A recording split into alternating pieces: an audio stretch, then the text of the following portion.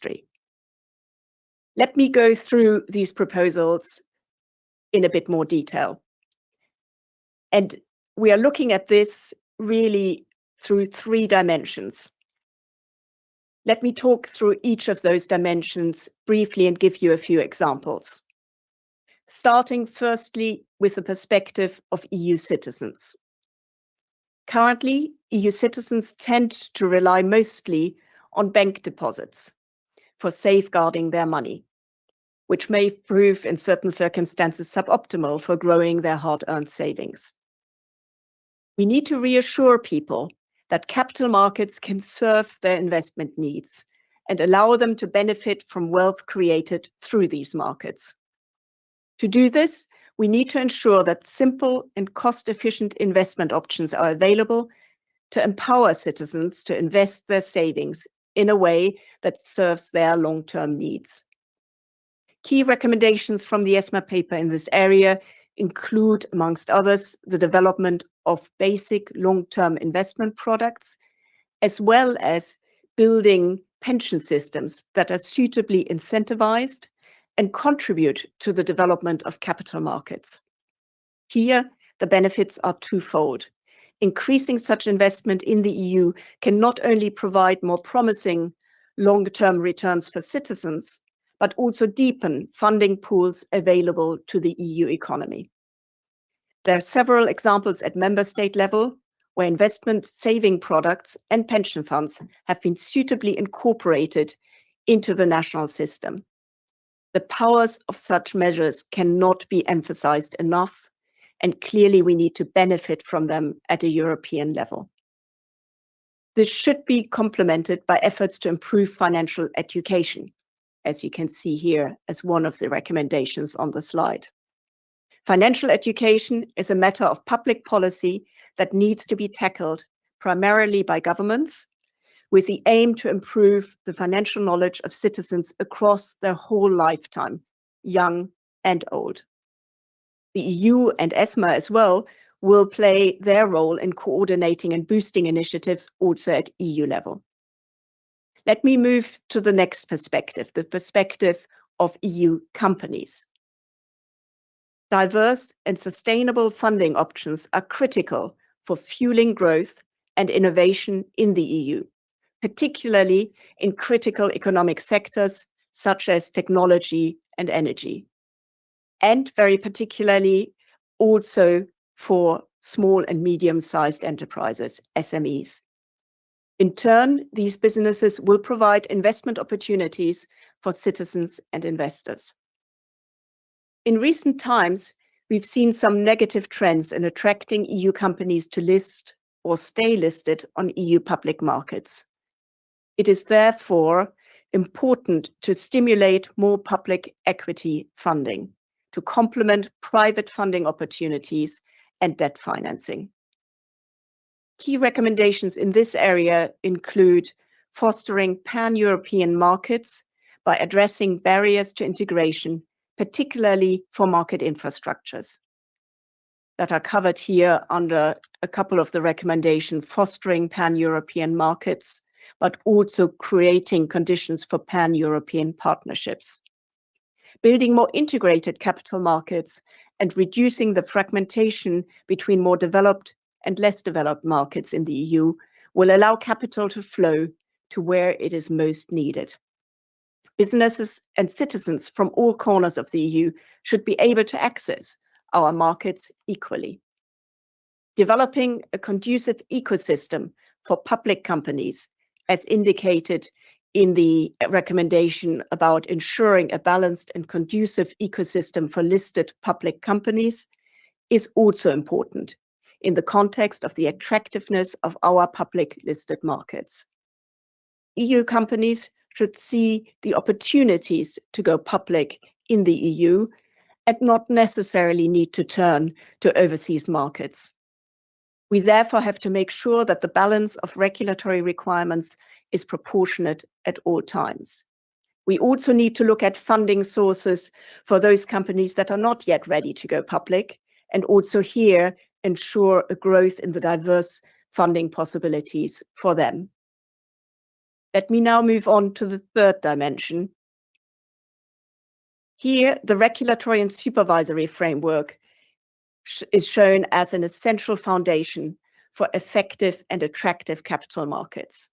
It ensures that investors are treated fairly, it promotes transparency and market integrity, and it aims to ensure that the capital markets operate in an efficient and stable manner. ESMA and national authorities are particularly familiar with the rulemaking processes and the day-to-day supervisory challenges that we currently face in the EU. We are therefore well placed to advise on the framework for regulating and supervising EU capital markets and how it must be modernized to make it more agile, to respond to the evolving needs here in the European Union, but also at the international level. Key recommendations to address this include the reform of the EU's regulatory framework to introduce more agility, responsiveness, consistency, and efficiency, as proposed here under the first and second of the recommendation on this slide. This is necessary in order to reflect the modern realities of how capital markets function. It would also allow us, as EU regulators, to act in line with our global peers, for example, by having effective forbearance powers. At the same time, supervisory consistency amongst EU supervisors should be prioritized with enhanced convergence activity. At the same time, we should evaluate the case for further centralization of supervision at EU level. Recommendations on improving supervisory consistency and evaluating direct supervision at EU level here on the slide talk to this. Focusing on how better supervisory convergence actions can work for certain parts of our capital markets, while more EU-level supervision should be considered for some relevant areas, such as large pan-European market infrastructures. ESMA will continue to engage and collaborate with all stakeholders to further examine the 20 recommendations outlined in this paper and work towards their implementation. This will be particularly important when engaging with the new European Commission and the European Parliament on the priorities for the next 5 years. In addition, as the Council and the Eurogroup also move forward on the various actions based on the mandate that they were given by EU leaders, we stand ready to bring further insight from the EU securities regulators' perspective to help them in their work. Our paper will now be online on the ESMA website. We have also prepared a fact sheet which sums up the main ideas. And I'm looking forward to taking any questions you might have now today in the next few minutes. But first, before doing that, it gives me great pleasure to introduce the President of the European Central Bank, Madame Christine Lagarde, who sent us today a video contribution to share her views on the need for effective and attractive capital markets in the EU.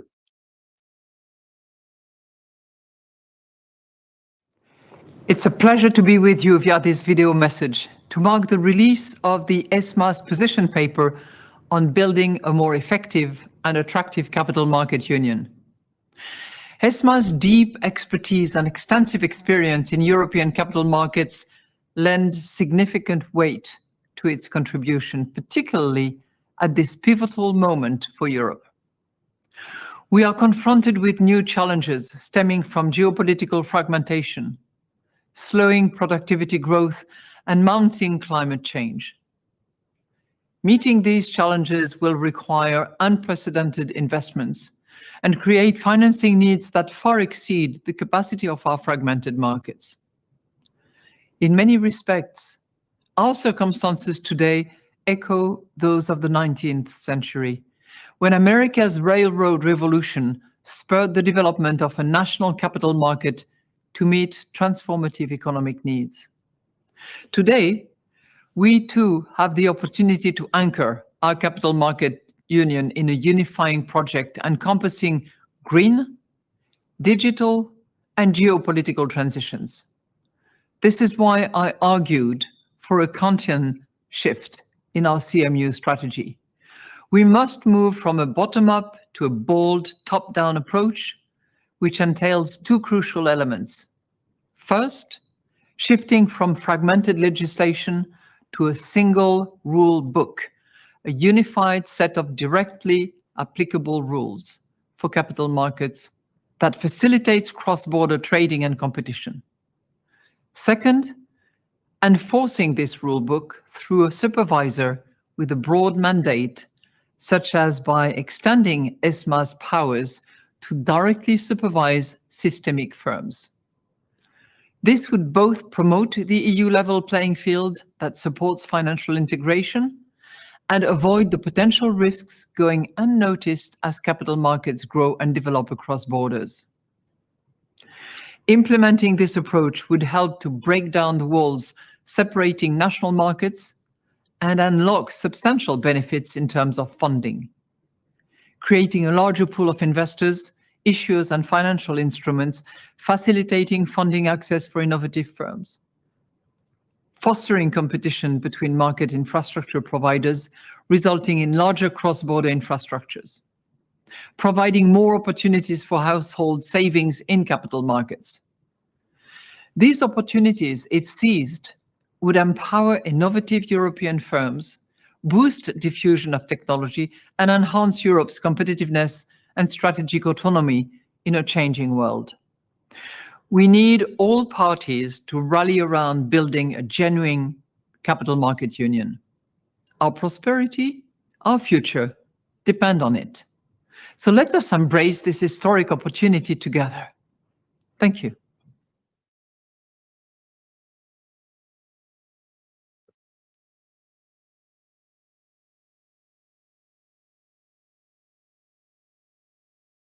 Let me thank Madame Lagarde for her contribution. Thank you, Verena, for the presentation. We will now open the floor to questions. May I ask participants in the audience who would like to take the floor to please raise your hand or use the Q&A tool. And I will start with Andreas Kröner, who has asked to speak up. Please, Andreas, the floor is yours. Thank you. I have questions about three proposals. First, I would like to understand better why you see a need to create a new EU label for basic and simple investment products, since, I mean, there are many simple products out there like ETFs. Do you have the impression that banks and asset managers sell retail investors too many complex and expensive products, and do you want to create pressure that they sell more simpler and cheaper products in the future?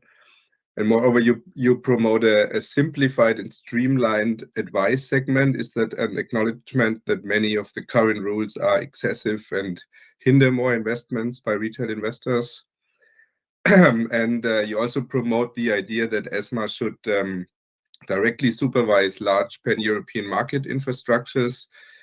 Does that include stock exchanges or only clearinghouses? And do you think that the liability to deal or bail out a clearinghouse in case of crisis should be organized on a European level as well when you supervise these institutions on a European level? Thank you. Thank you very much, Andreas, and thank you for your very pertinent questions on some of the recommendations.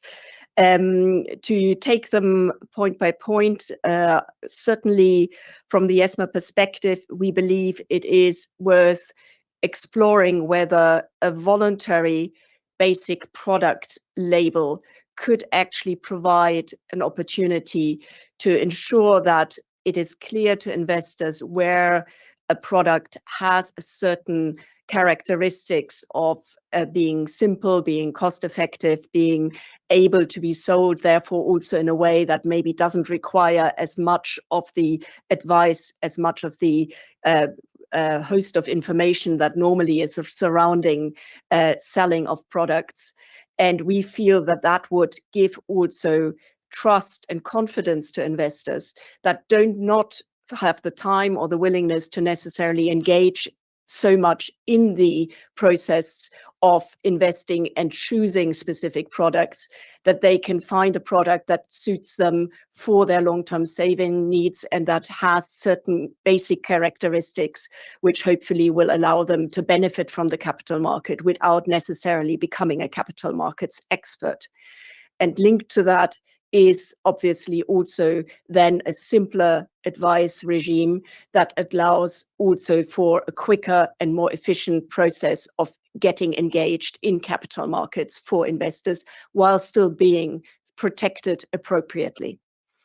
On your last point on investigating, considering, evaluating where more direct EU level supervision could be appropriate, indeed, we emphasize in the paper that there are various cases that could be investigated further, and one of those is market infrastructures, and that deliberately has been phrased quite high level, because I think we would need to look closely at the specific cases around, for example, CCPs, CSDs, or trading venues. But we have also put there as an example crypto asset service providers. All of these entities are clearly providing and are planning to provide in their majority cross-European services on which people rely all across the EU. And therefore, it's important that in those type of cases where it's a genuinely cross-border infrastructure accessibly used by investors and companies all over the EU, that the supervision is sufficiently coordinated at a European level. And do you think that the liability to deal with a failing clearinghouse should be organized on a European level then as well, or could that stay on a national level?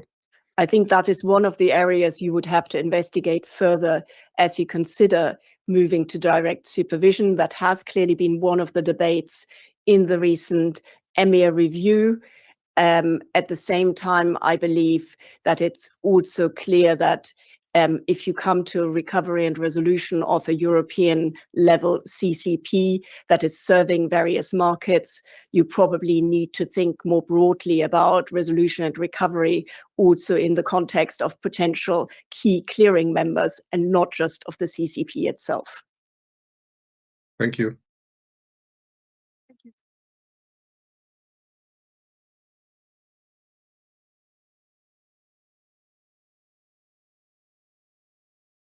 I think Jack Schickler was the next person. Thank you.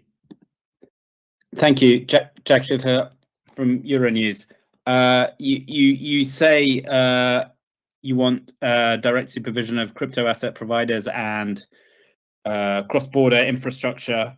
Do you have any sense that I mean, those proposals have been proposed previously and rejected by member states? Do you have any sense that this time it might succeed? You're right that some of the areas have been recently agreed as part of European legislative files. At the same time, I think what we are putting forward here is the European securities markets regulators and supervisors perspective. And certainly in our ESMA board, we believe these were examples where at least further consideration would be necessary and would be justified. And therefore, that is the recommendation that we are putting forward. I would hope that also the co-legislators would be willing to look at this again in the light of the general willingness and push to move forward on European capital markets. And at least personally, I believe consideration and evaluation of where most efficiently supervisory responsibility should lie should be part of that.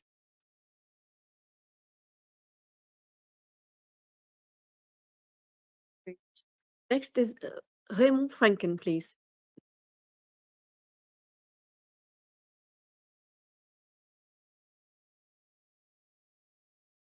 Hello? Raymond?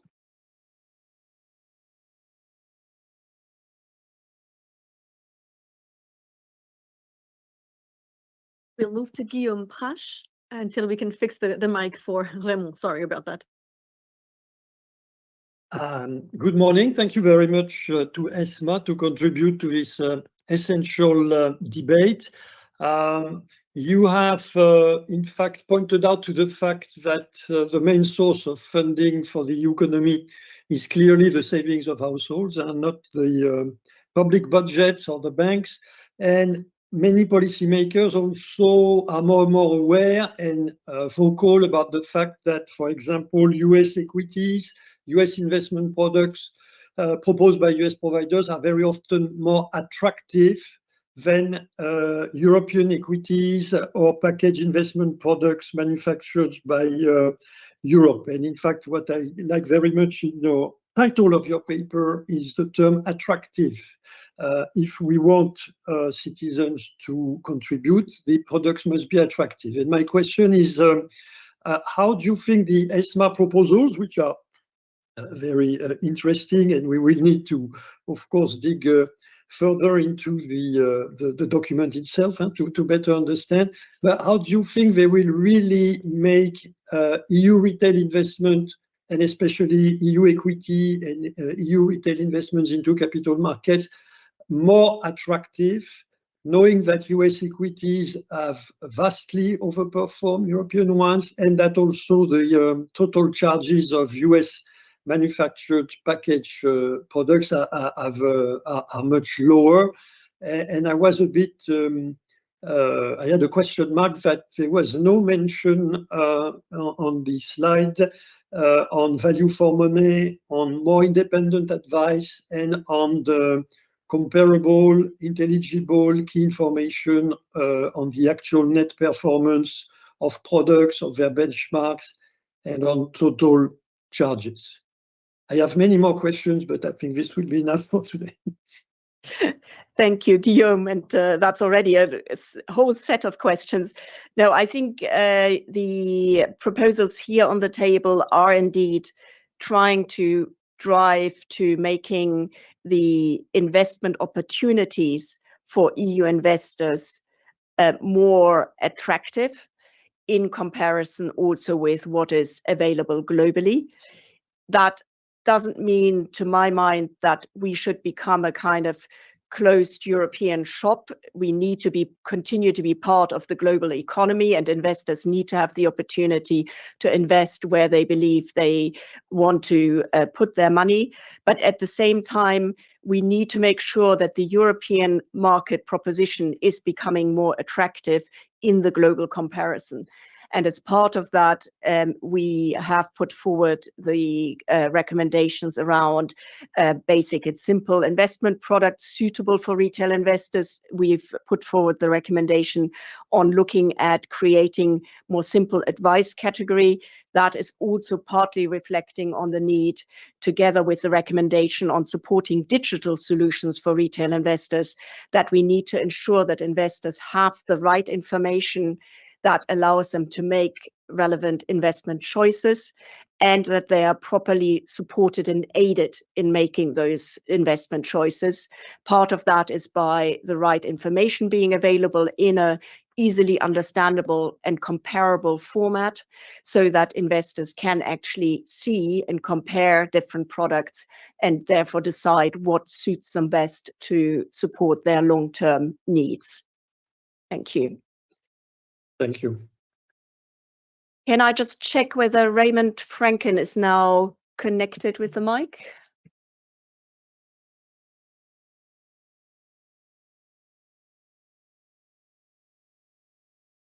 If not, I will go to Josina Kamerling.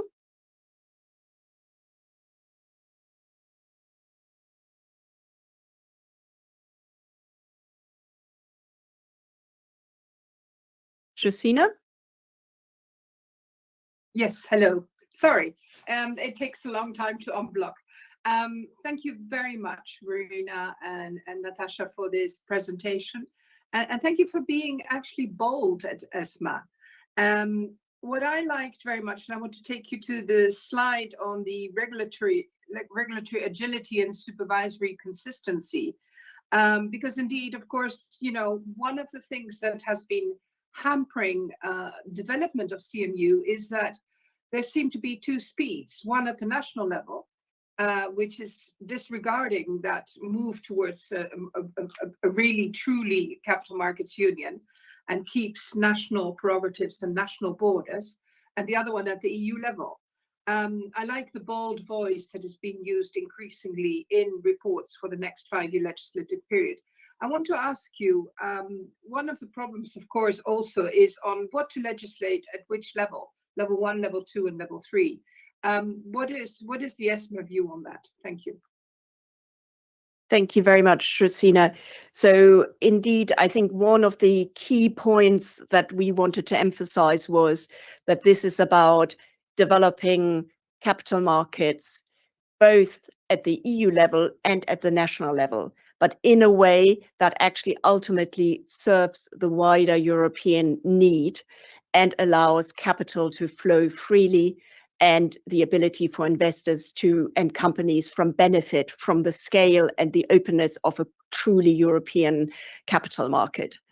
At the same time, you need to continue to also promote capital markets and the engagement of investors and companies in public markets at the national level, but with a clear openness to making sure that we have European level liquidity, that we have pan-European infrastructure, that we have pan-European ability to bring these markets together and therefore also allow small national markets to scale up and for their investors and companies to benefit from the broader European possibilities. And as part of that, as you rightly say, we also talk about the recommendation on modernizing the EU's regulatory framework. And one of the specific points there is about encouraging co-legislators to take a more principles-based approach, whereby the EU framework legislation would focus more on key strategic policy choices that should clearly be left to the co-legislators, but that some of the more detailed technical rules could be delegated to ESMA, and with that also allow for a more agile regulatory system to support the European markets, to allow the European markets to adjust to new market developments and to react to global or regional developments where we need to quickly adjust the regulatory framework. On top of that, we also make a specific point on the need to have more regulations rather than directives to ensure that we have genuinely common EU rules, as also Christine Lagarde said. Ultimately, a genuine single rule book is still a key importance to then ensure also convergence and common approaches at the supervisory and implementation level. Thank you very much. Let me go next, and we already saw her briefly, Adina, who also had a question. Adina Gurel.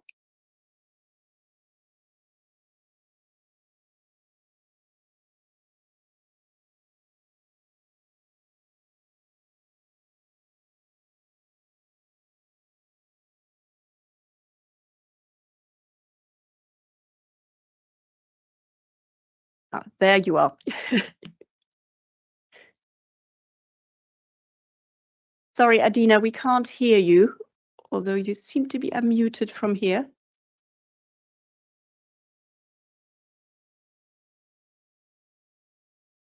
Okay, we'll give you a minute. Let me try also again, Raymond, whether he is now able to open his microphone.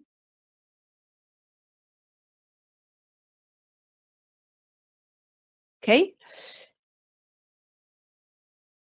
Can we try Adina? Does that work now? No. A few technical issues this morning. Okay, let's go to Stephen Slater, who I think has also raised his hand. And I see he's already coming up. Very good. Yeah, good morning. I wonder if 20 recommendations is too many and there's a risk that they aren't prioritised. So are there 2 or 3 that you would like to see get more urgency and more priority out of your pack of 20? Thanks. Thank you, Stephen. And indeed, we were juggling how many recommendations we would make. On the one hand, we wanted to really take a holistic approach. And I think that is very important that you actually look at this in a very holistic way, because just making one or two changes, even though it might sound easier, might not actually get you to what you want in terms of overall strengthening the attractiveness and effectiveness of European capital markets. So indeed, we have quite a few recommendations along these three different dimensions as I outlined them.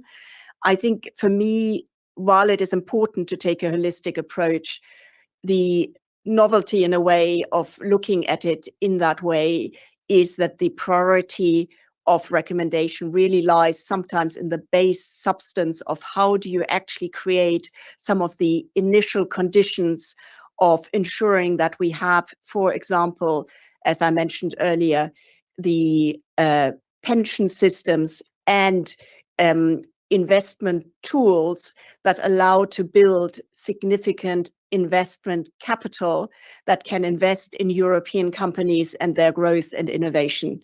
So that is definitely one area where I would say there's a real urgency and priority to try to create that investment capital that allows the European capital markets to grow. On top of that, I think it is important, as we already discussed, that the right investment opportunities are there for investors to make sure that they can take the right choices and engage in capital market development going forward. So those I would call as the core areas and priorities we see from our perspective, but at the same time, being able to deal with some of the recommendations that are maybe a bit easier, a bit more quick, a bit more of the low-hanging fruit to try to already progress would be also a big advantage. And ultimately, we need to move, as I expressed, both at the European and at the national level to really make this a reality.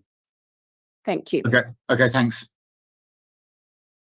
Let me then move to Anna.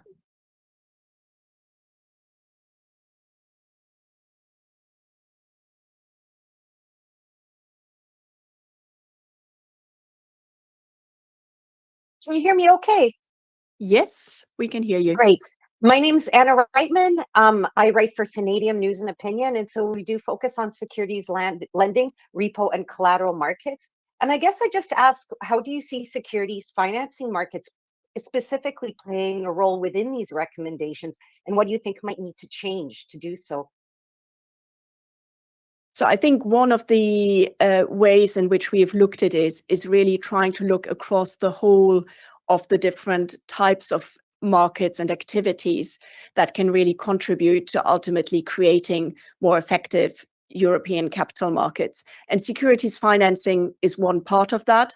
At the same time, it is part of the broader picture of how can we bring investors and companies fund together and create the right funding environment that on the one hand allows investors to benefit from engaging in capital markets, obviously most of the time not in securities financing transactions themselves, but then also create the professional investors that really are able to make the liquidity happen in the market. And for that, I think companies and financial services firms in particular have a big role to play through whatever part of the financing market. But I think the focus was very much on how can we raise financing first and foremost for the real economy. And that is about equity, debt, but also about some of the alternative funding sources through private equity, venture capital, crowdfunding, whatever it is that supports companies in their growth path from being a small, innovative company to ultimately being a success at a European scale. Let me now turn to Rachel Wolcott.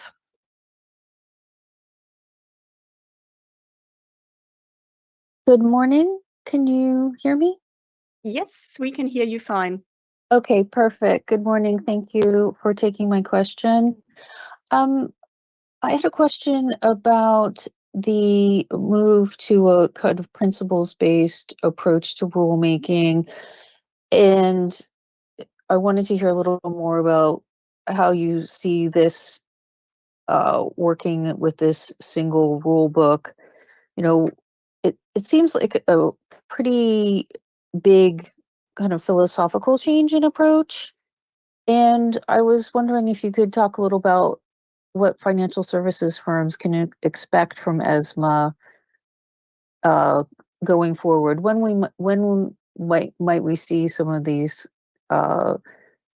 this change in philosophy and rulemaking coming in?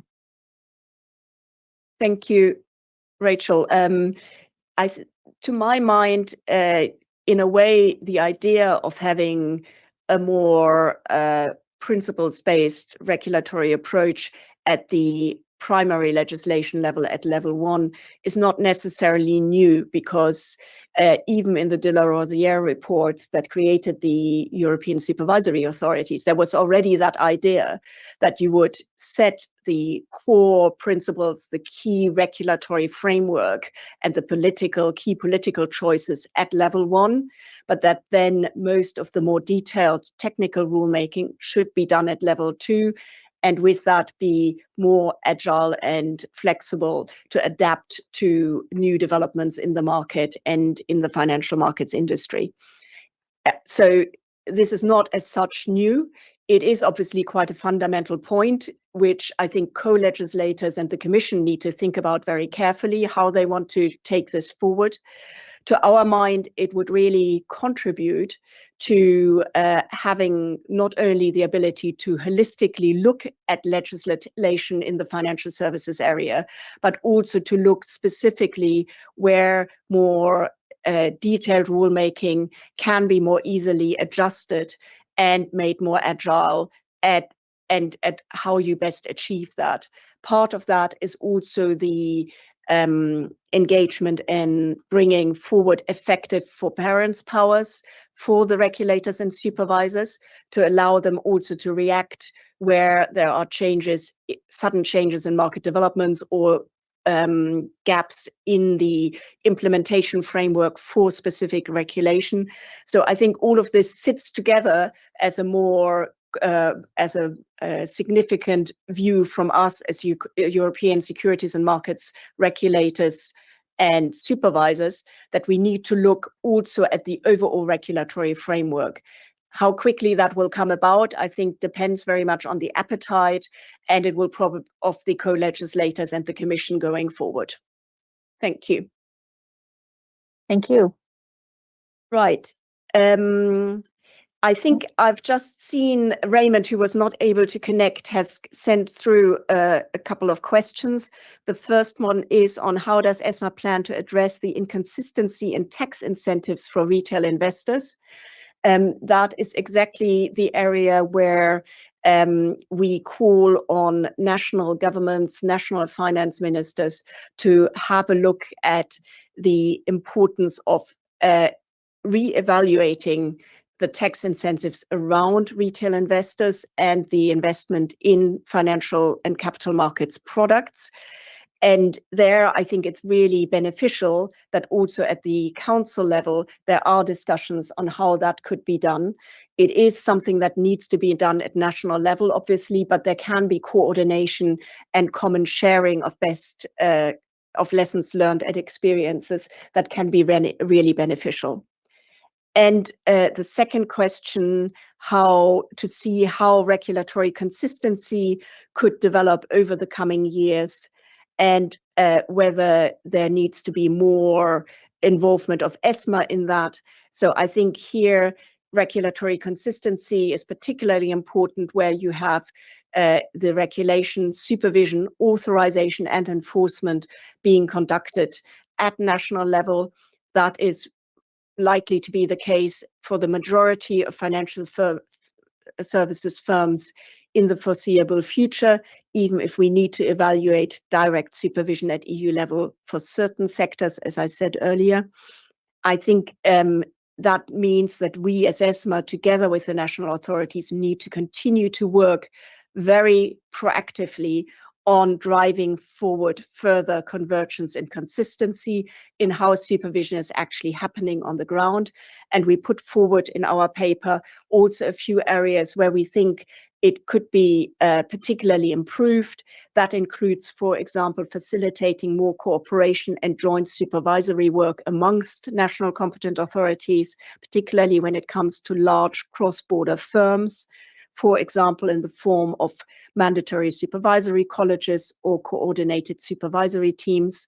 That might also involve actually bringing some of the data collection and processing work together at European level to create for more efficient ability to collect data, to reduce regulatory burdens, and ultimately provide the right information to supervisors on the ground at national level to be able to take supervisory action. And all of that ultimately will help to increase efficiencies and integration as well as consistency of supervision on the ground.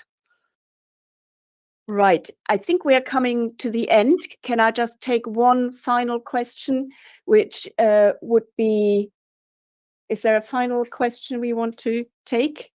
So we have one question from Rohan Kapoor that came through on the chat. Could you please elaborate on ESMA's position on promoting EU capital markets as a hub for green finance? Very good question. I didn't specifically pinpoint that recommendation yet, but to our mind, the EU has been at the forefront of developing the regulatory framework around sustainable finance, because we believe genuinely that the sustainable transition is a key priority for Europe.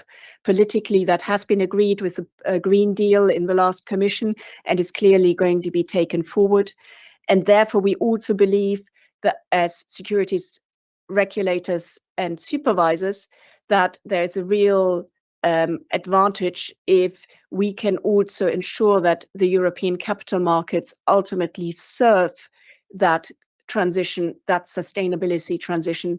And there, I believe Europe also has a competitive advantage maybe to push the green finance agenda and be able to have markets that work effectively and efficiently, particularly also in that context, whether that is about companies that are engaged in that transition, or whether it's about investors who want to support more sustainable growth in the future through their investment.